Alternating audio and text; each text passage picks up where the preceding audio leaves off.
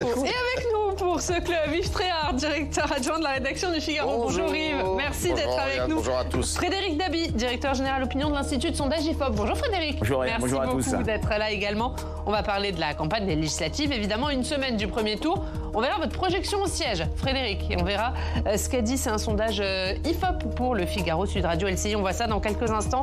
Et Alex, votre journal de campagne, il est chargé. Et oui, le président de la République, Emmanuel Macron, a écrit une lettre aux Français pour tenter de les convaincre dans cette campagne des législatives, alors que dans son propre camp, on aimerait qu'il soit de plus en plus discret dans cette campagne. Et on voit ça tout de suite.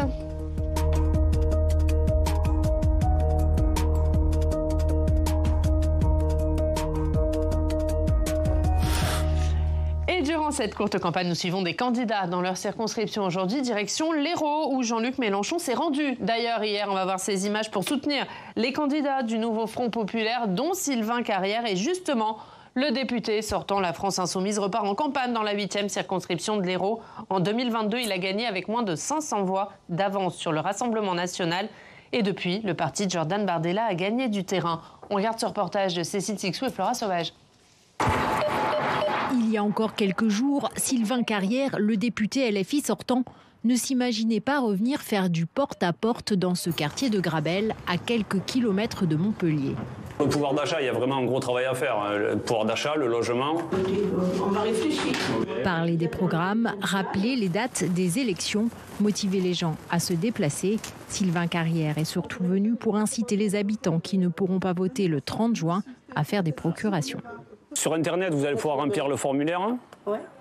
Et après, il vous faut aller à la gendarmerie juste qui valide le formulaire. Ça prend vraiment 5 minutes.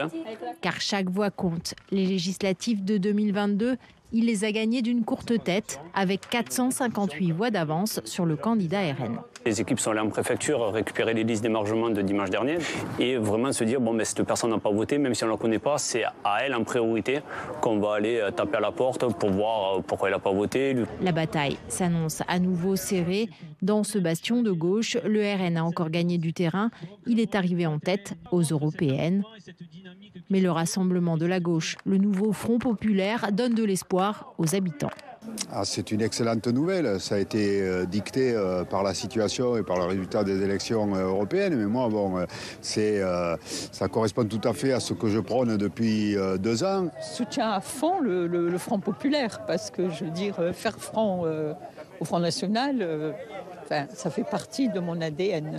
Surtout dans cette région où les socialistes locaux comme Michael Delafosse, le maire de Montpellier, et Carole Delga, la présidente de la région, refusaient jusque-là de s'allier avec le parti de Jean-Luc Mélenchon. C'est vrai que ça a aidé et libéré beaucoup de militants et beaucoup d'élus aussi locaux qui se sont dit il n'y a pas le risque de pression au niveau départemental ou au niveau régional.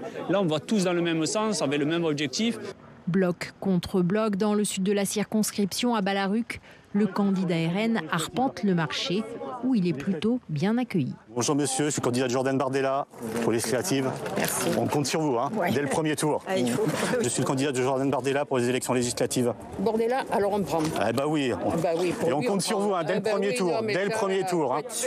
Dans cette commune, aux européennes, on a voté Jordan Bardella à près de 50%.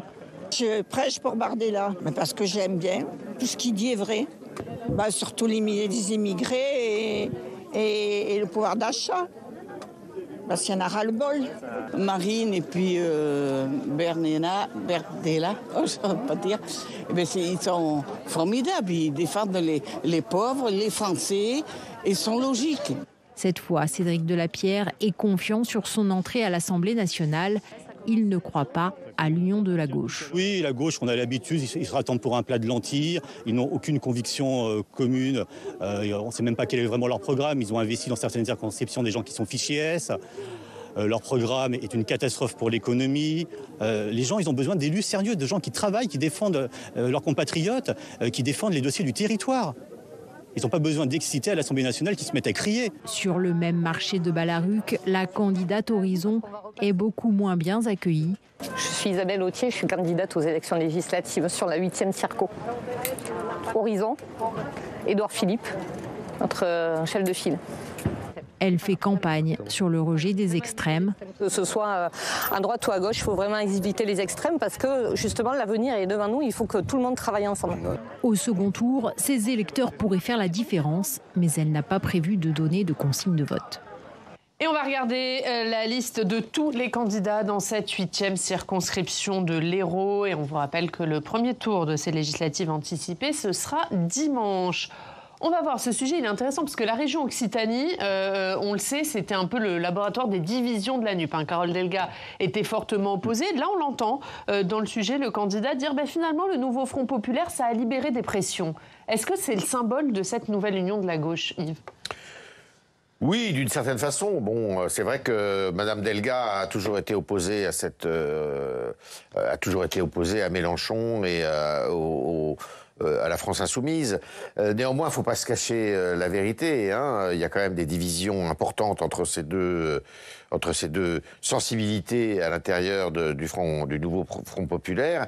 Et c'est tout le problème, d'ailleurs. Alors, ils arrivent nationalement à faire un score. Pour le moment, je vous parle nationalement parce que je ne sais pas, Frédéric saura plus que moi sur le plan régional et local, mais nationalement, ils arrivent à pas loin de 30%, si j'en crois les études d'opinion, ce qui est pas mal quand même, ce qui veut dire qu'ils pourraient approcher les 200 députés à l'Assemblée nationale, ce qui est quand même beaucoup, c'est beaucoup plus qu'aujourd'hui, puisque je crois qu'ils sont 130 à peu près.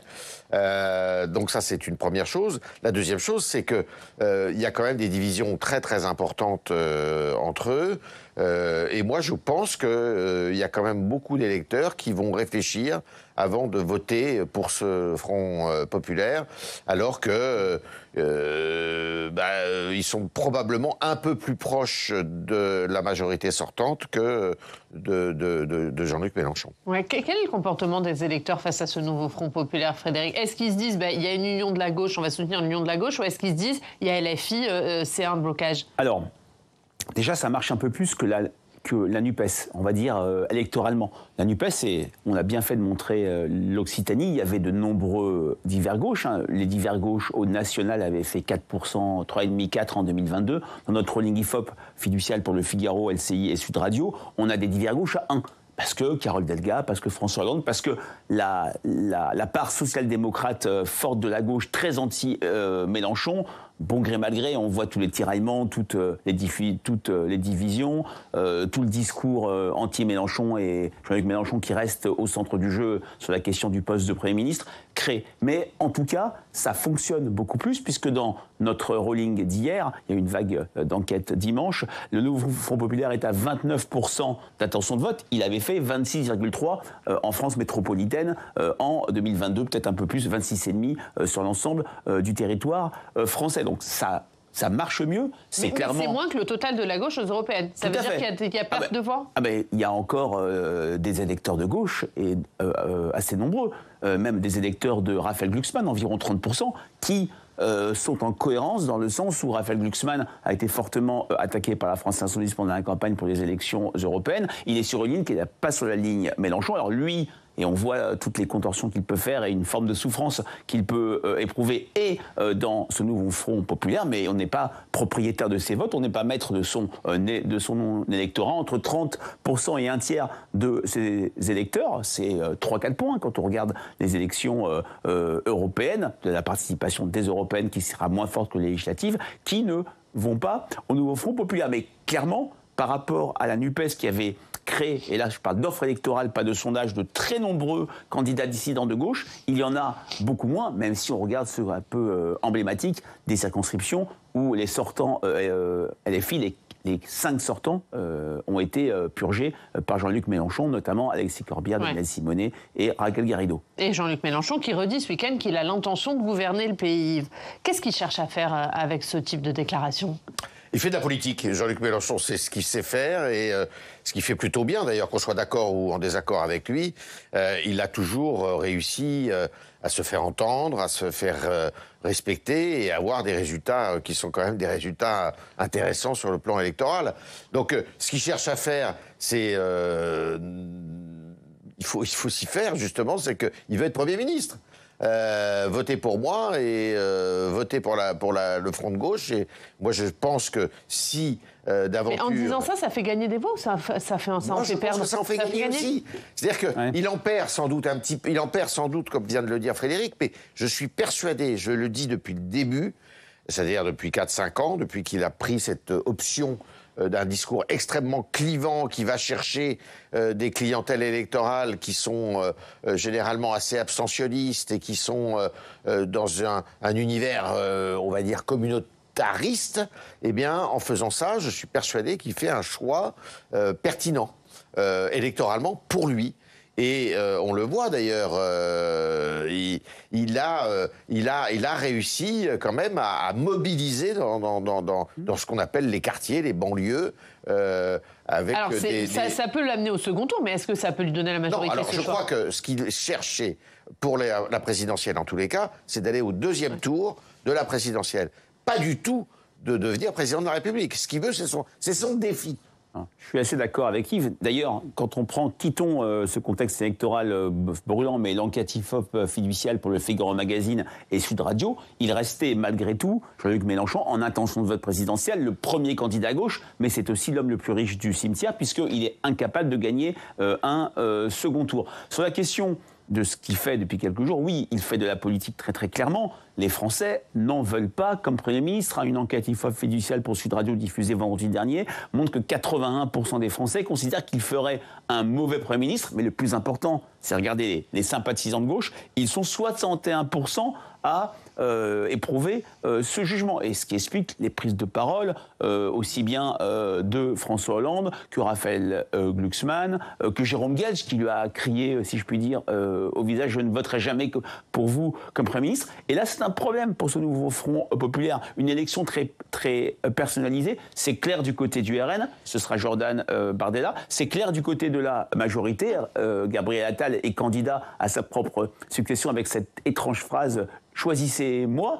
Et en revanche, du côté de la gauche, il y a vraiment un non-dit, un impensé, même si on voit très bien ce que les leaders pensent de ce point de vue-là. Et du côté de l'opinion, c'est un non pour Jean-Luc Mélenchon. Le candidat de gauche qui recueille le plus grand nombre de soutiens comme Premier ministre, c'est Raphaël Glucksmann, auprès des sympathisants de gauche.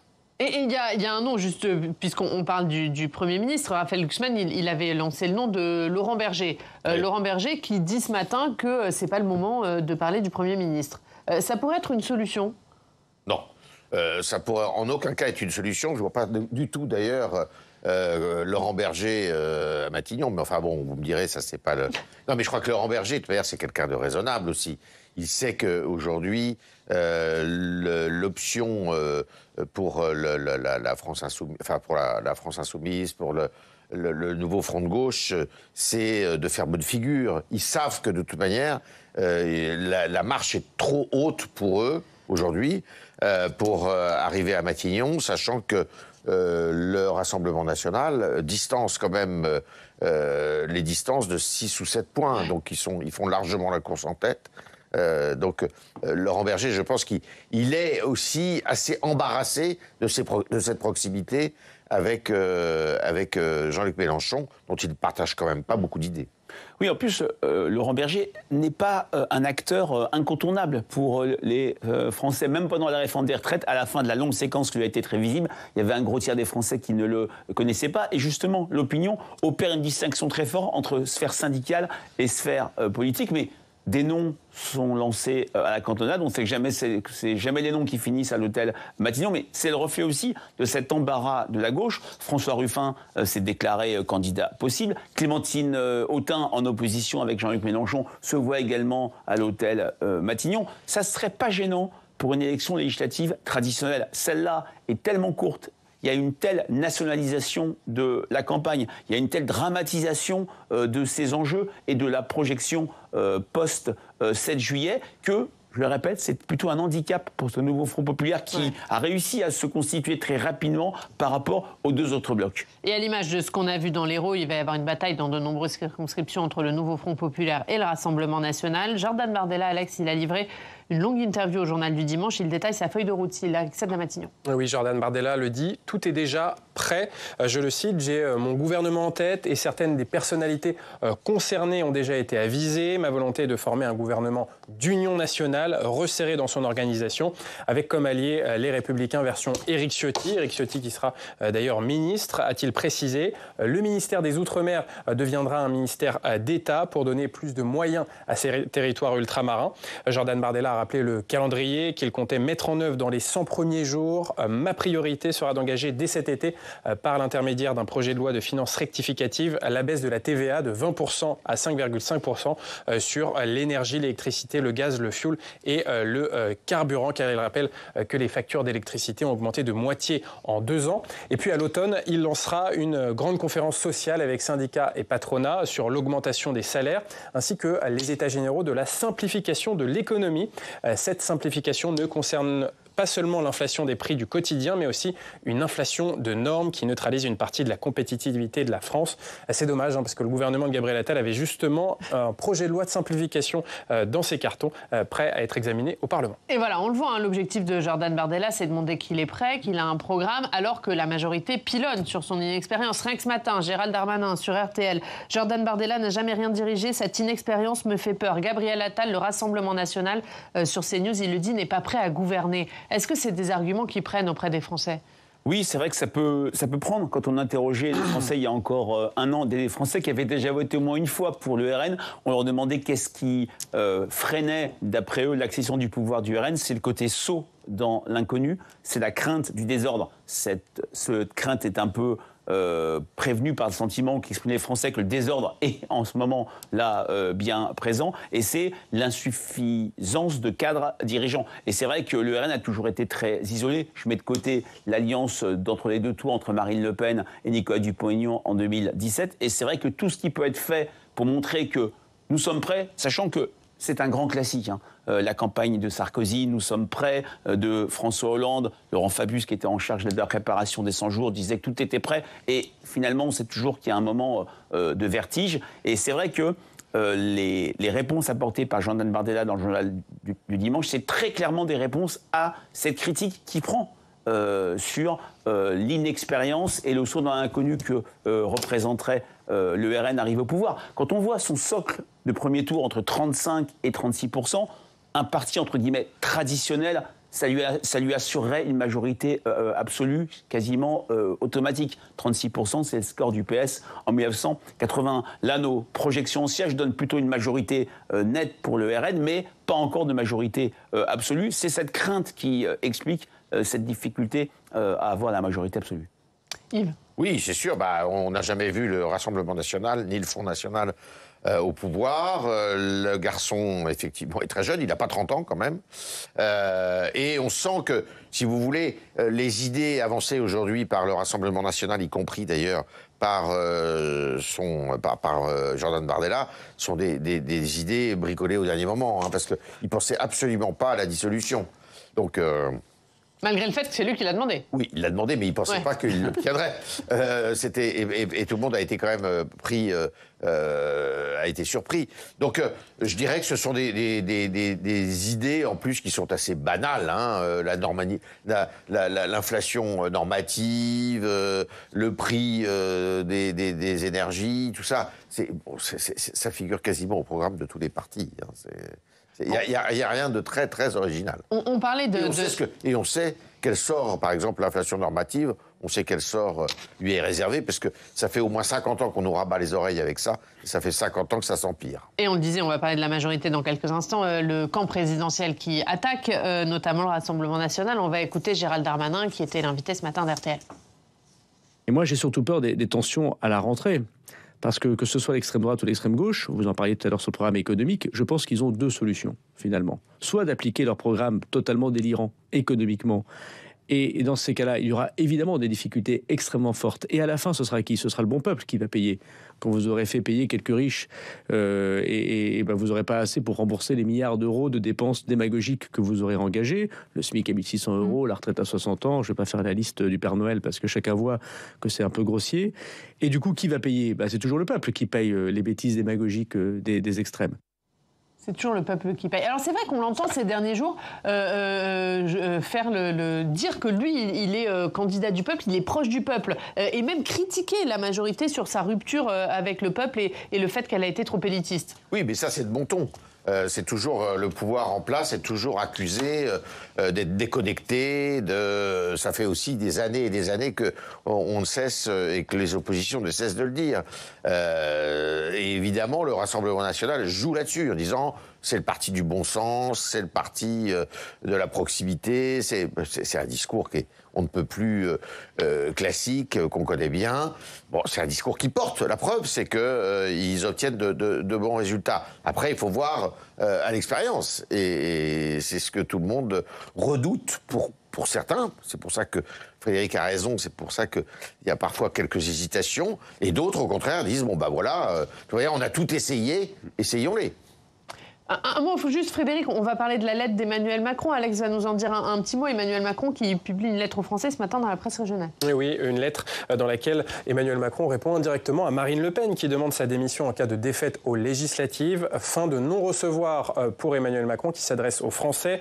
Vous pouvez me faire confiance pour agir jusqu'en mai 2027 comme votre président, protecteur à chaque instant de notre République, de nos valeurs, respectueux du pluralisme et de vos choix, à votre service et à celui de la nation. Emmanuel Macron qui fait mine de ne pas trop présidentialiser ces élections législatives. Je le cite, ce scrutin n'est ni une élection présidentielle ni un vote de confiance envers le président de la République, mais la réponse à une seule question, qui pour gouverner la France, l'objectif ne peut être de seulement continuer ce qui a été fait. J'ai entendu que vous vouliez que cela change, une sorte de mea culpa pour le président de la République qui promet une réponse beaucoup plus forte à l'insécurité, mais aussi une meilleure protection de notre jeunesse et une lutte contre les discriminations.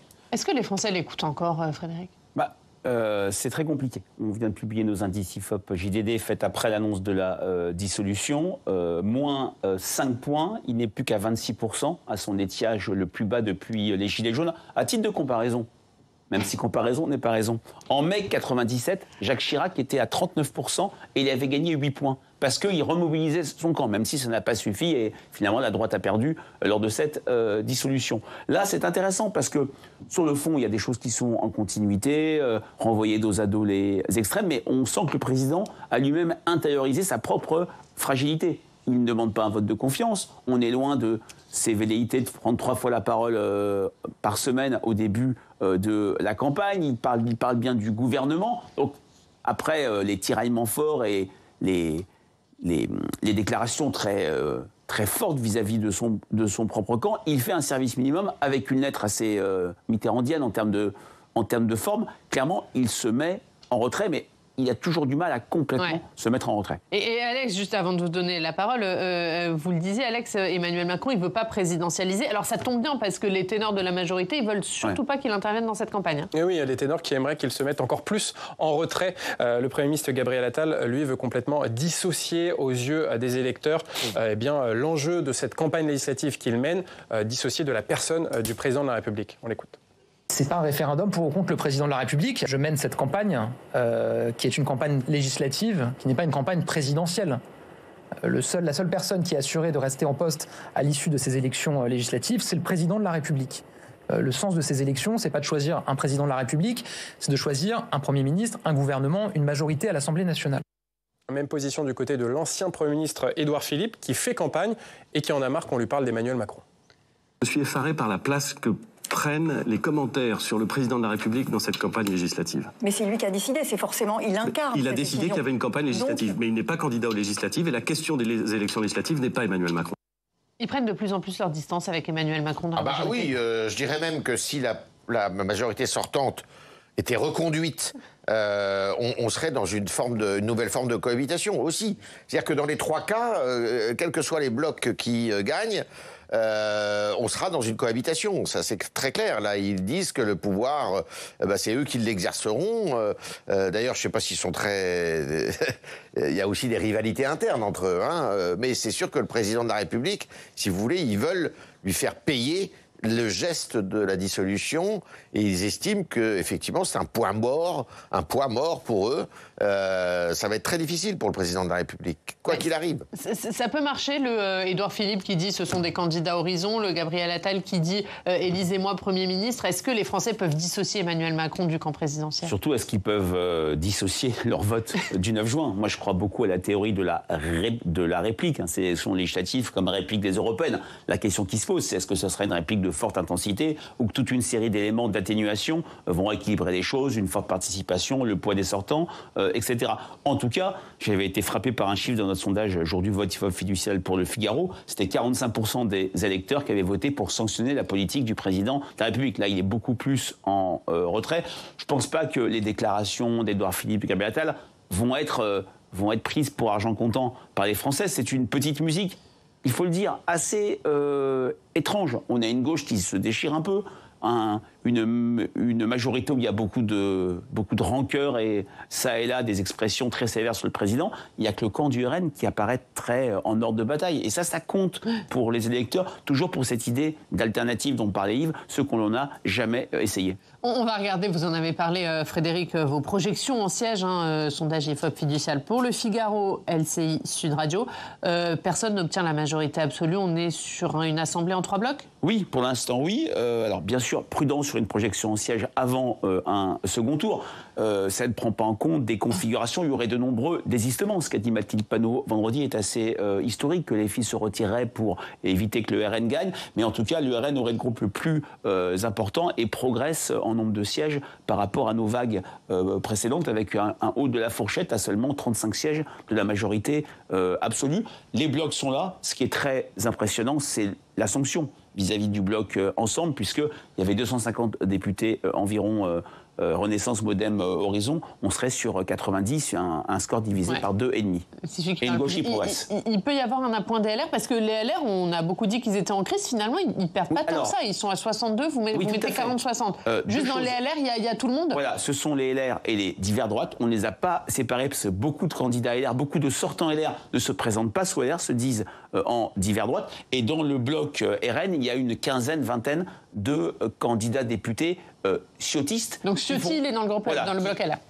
Il est allié, ils font 4% au global, c'est ciotistes, ça paraît peu, mais comme ils sont que dans 70 circonscriptions, clairement, c'est des circonscriptions assez poreuses, RN, LR, où ils sont peut-être en dynamique. Est-ce qu'on va vers une assemblée ingouvernable, Yves ? Effectivement, s'il n'y a pas de majorité absolue qui se dégage, ça va être très compliqué, parce que avec un RN qui sera quand même le groupe majoritaire, qui peut être au gouvernement, même si Bardella dit que s'ils n'ont pas de majorité absolue, ils n'iront pas au gouvernement, on voit mal comment les oppositions, et toutes les oppositions cette fois, ne pourraient pas voter une motion de censure qui ferait tomber le gouvernement. Donc on va vers un avenir incertain, je dirais. Allez, on continue à parler de ces législatives. C'est bien sûr à la une de la presse régionale.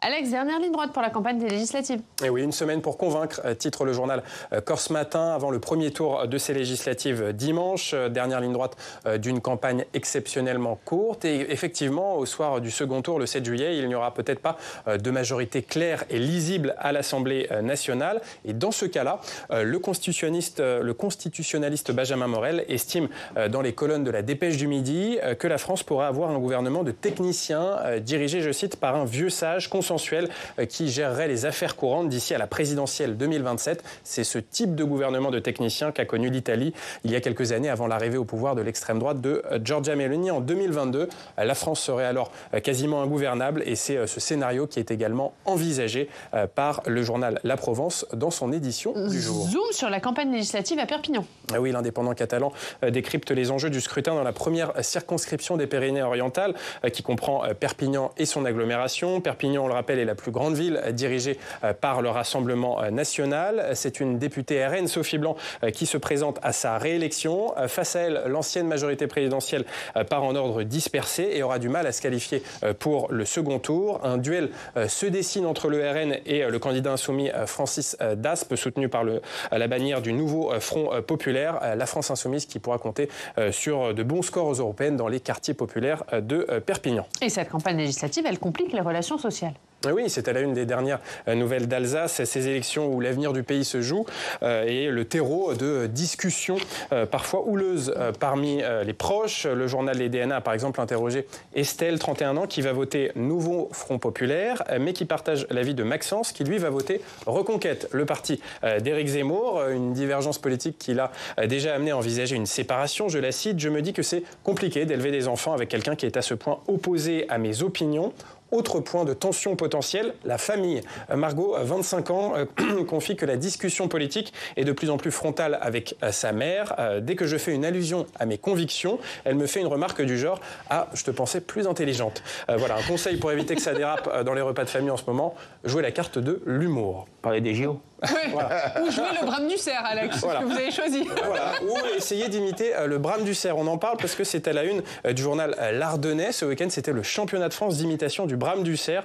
Ça avait lieu à Saint-Laurent, dans les Ardennes. Il y avait 10 candidats, dont le champion d'Europe de la discipline. Alors, les participants utilisent ce qu'on appelle un napo pour imiter le brame de l'animal. Et quand on leur dit que cette activité est étrange, eh bien, ils savent vous convaincre. Comme Alexis, 30 ans, bramer sur scène, c'est vrai, peut paraître étrange, mais quand vous êtes en forêt et que vous entamez une discussion avec un cerf, qu'il vous répond à plus d'1 kilomètre et que vous le faites venir jusqu'à vous, eh bien là, c'est le frisson garanti. Allez, on va regarder un extrait du concours.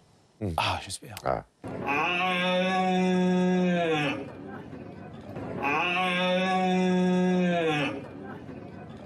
Donc voilà, Oriane, dans la prochaine balade en forêt. Non, ouais, vous allez peut-être essayer. Je vais réfléchir. Il n'y a pas que les législatives. Il y a les législatives à la une du Figaro quand même, Yves. Emmanuel Macron face au spectre de la cohabitation. Bah oui, c'est le plus que probable. Hein. On va dire que c'est quasiment certain. Et encore, y compris avec son camp, si tant est que son camp puisse faire bonne figure aux législatives. Merci beaucoup Yves, merci beaucoup Frédéric d'avoir été avec nous. Merci à Alex, à demain. Merci à tous de nous avoir suivis à 18h. Vous avez rendez-vous avec Thomas Hugues pour Sens Public. On se retrouve demain. Très bonne journée.